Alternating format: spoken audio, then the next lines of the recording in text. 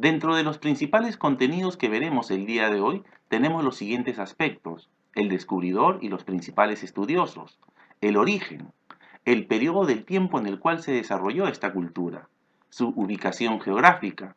Hablaremos también sobre la leyenda de Nailam, su organización social, economía, su religión, arquitectura, orfebrería o trabajo en metal, y hablaremos un poquito más sobre el tumi de oro, su cerámica y finalmente sobre el señor de Sicán. Cultura Lambayeque o Sicán. Vamos a hablar sobre su descubridor. El descubridor de esta cultura es el peruano, el arqueólogo e historiador peruano Rafael Larco Joyle. Él va a descubrir a inicios del siglo XX esta cultura en el sector de la costa norte del Perú. Pero cabe señalar que la palabra Sicán significa, en idioma muchic, casa o templo de la luna. Dentro de los principales estudiosos vamos a mencionar a Izumi Shimada. Izumi Shimada es el arqueólogo que considera que por encontrarse la capital de la cultura lambayeque en la zona conocida como Sicán, debería de utilizarse ese nombre para denominar a toda la cultura. Aunque Shimada y otros investigadores prefieren ese término, hay muchos que no están de acuerdo. El nombre Lambayeque sería más antiguo que el de Sicán. Además, Lambayeque es una palabra que se deriva del nombre del ídolo hecho a imagen de Nailam, denominado Jampayek. Entonces, Izumi Shimada, japonés, es uno de los principales estudiosos de la actualidad, que hace investigación y sigue haciendo en la actualidad excavaciones y estudios sobre esta cultura. Pero también tenemos a otro gran representante, en este caso el arqueólogo peruano, muy conocido por nosotros, que también al explorar en la costa norte del Perú, también está haciendo en la actualidad estudios sobre esta cultura. Sus orígenes se remontan al ocaso de la cultura moche, de quien es heredera directa. Sin embargo, para la consolidación de su propio estilo cerámico e iconográfico, tuvo la influencia de las culturas Cajamarca y también de la cultura Wari. El arte lambayeque por mucho tiempo fue asimilado a lo chimú, cultura más sureña en relación a los lambayeque, con la que comparte orígenes semejantes, ya que por haber sido mejor estudiada, hizo que mucha de la metalurgia y textilería propia de Lambayeque se chimuizara. Pero en general sabemos de que Lambayeque podría haberse originado de acuerdo a estas tres culturas: Moche, Cajamarca y Wari. Dentro del periodo de el tiempo de la historia del antiguo Perú, ubicamos a esta cultura en el periodo del tiempo conocido como el intermedio tardío. Esta cultura se va a desarrollar o se desarrolló entre los años 700 y 1350 de nuestra era, siendo su centro principal Batán Grande. Uno de sus aspectos más sorprendentes de esta cultura es el gran nivel técnico alcanzado en el campo de la metalurgia. Son famosos sus tumis y máscaras funerarias. Durante mucho tiempo se le consideró parte de la cultura chimú, denominándosele Chimú Medio o Chimú Norte. En cuanto a su ubicación geográfica, sabemos que el núcleo geográfico de esta cultura fue la costa norte del Perú, ocupando los valles de Lambayeque, Reque, Saña y La Leche. Vemos aquí en el mapa la ubicación de esta cultura y sus principales sitios arqueológicos. Todos ellos están en la costa norte del Perú, en el actual departamento de Lambayeque, frente al Océano Pacífico. Y las características del clima de esta zona, como en todo el sector de la costa peruana, es que tiene un clima seco y árido. Vemos aquí algunos de los principales sitios arqueológicos. Tenemos Batán Grande, Illimo, Tucume, Chornancap y Saltur. Vamos a ver ahora sobre el origen mítico de Lambayeque. Aquí hay un personaje denominado Nailam, el cual se le considera el fundador mítico, de acuerdo a la leyenda de esta civilización o de esta cultura. El cronista Miguel Cabello de Balboa recogió este mito de Nailam de entre la gente de la zona norte de Lambayeque en el siglo XVI. La historia habla de un líder que llega de otros lugares y funda una dinastía. Ciertos investigadores creen que cuenta la formación de la cultura lambayeque, ya que muestra varias coincidencias con las evidencias arqueológicas. Vamos a ver el mito en sí. En tiempos muy antiguos, llegó por el mar, desde la parte suprema del Perú, un poderoso líder en medio de una gran flota de balsas. Este líder llamado Nailamp venía acompañado por un numeroso séquito de militares, mujeres y sirvientes. Tenía diversas esposas. La principal se llamaba Seterni. Desembarcaron en un río al que el cronista llamaba Faquisyanga. Avanzaron tierra adentro y construyeron sus palacios en Chot. Allí colocaron un ídolo de piedra verde que representaba a Nailam y era llamado Yampayek. Desde entonces dominaron toda esa zona. Hubo mucho tiempo de paz hasta que Nailam murió. Entonces sus allegados contaron a la gente del pueblo que a su líder le había salido alas y que se había alejado volando de la tierra. Su hijo mayor asumió el gobierno mientras que los otros fundaron pueblos en zonas cercanas como Tucume y Jayanca. Más adelante, Fempeyek, su último sucesor, decidió cambiar de lugar al ídolo. Se le apareció, dice la historia, un demonio con forma de una bella mujer y él durmió con ella. En castigo vinieron 30 días de lluvia, luego sequía y también hambruna. Los sacerdotes echaron al mar a Fempeyek para apaciguar a los dioses. De esta manera se quedaron sin señor, hasta que un tirano poderoso de nombre Chimucápac llegó con su ejército y los venció. Esta derrota marcó la conquista chimú en Lambayeque. En cuanto a la organización social, los Lambayeque tuvieron una rígida estratificación social. La élite estaba conformada por gobernantes, sacerdotes, que se proclamaban descendientes del fundador mítico de Nailam. En la segunda instancia social tenemos al cuerpo de administradores, que se encargaban de vigilar el orden económico y el pago de tributos, ¿no? Este era un grupo especializado. Además tenemos a los artesanos, que ellos se encargaban de producir bienes de lujo para la élite local y para los intercambios con las élites vecinas. Además tenemos la base social, que son los campesinos, aquellos que se encargaban de trabajar la tierra y de proveer todos los elementos necesarios para la subsistencia de toda la sociedad lambayeque. En cuanto a su economía, estaba basada en la agricultura intensiva por irrigación para extender su frontera agrícola.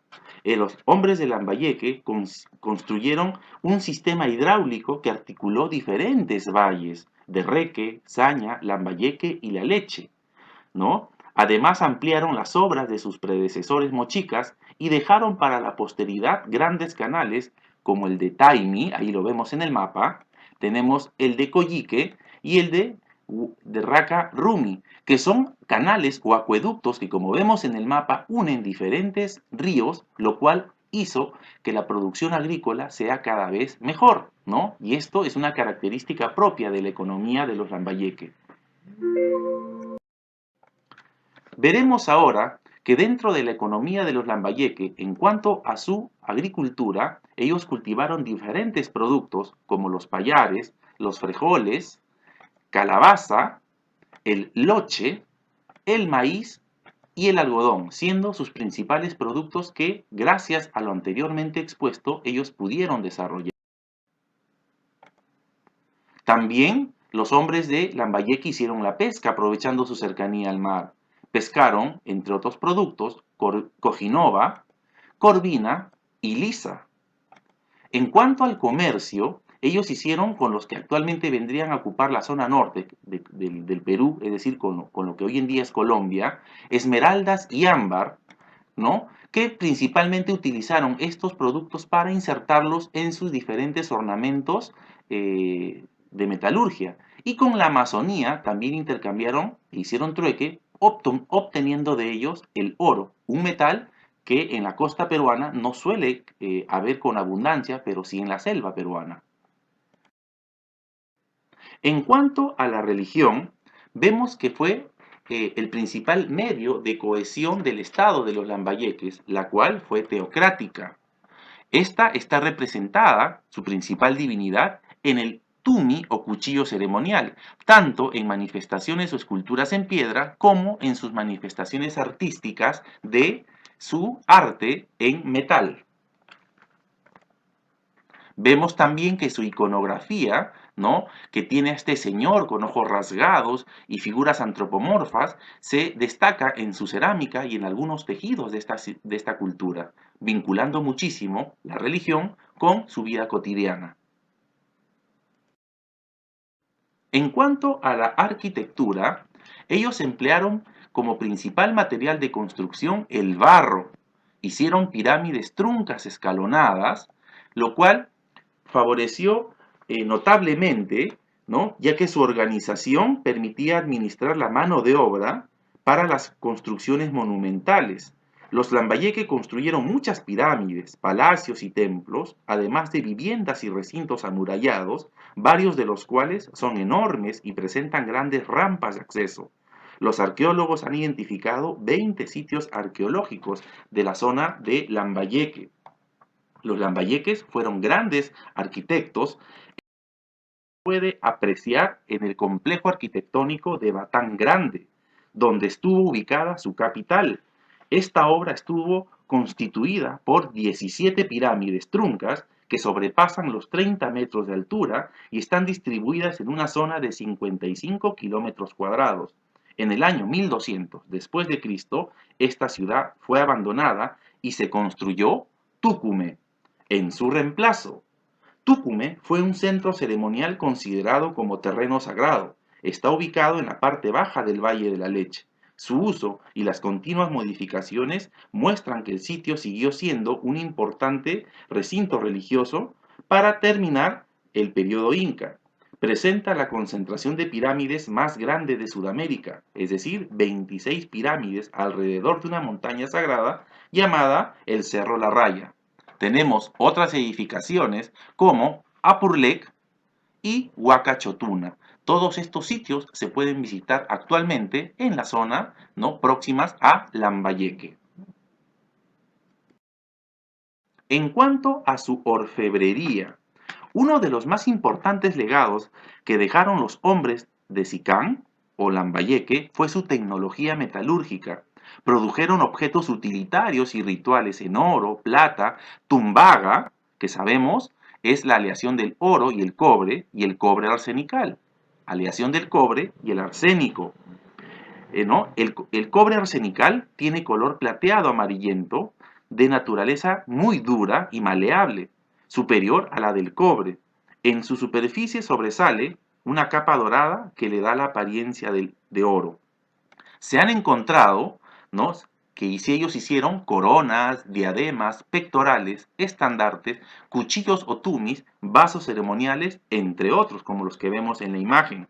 Se han encontrado, ¿no?, elementos repujados que precisamente constituyen una admiración hasta el día de hoy del arte orfebre de esta civilización, Lambayeque o Sicán. Vemos aquí la característica del tumi de Íllimo o el tumi de Lambayeque, muy conocido.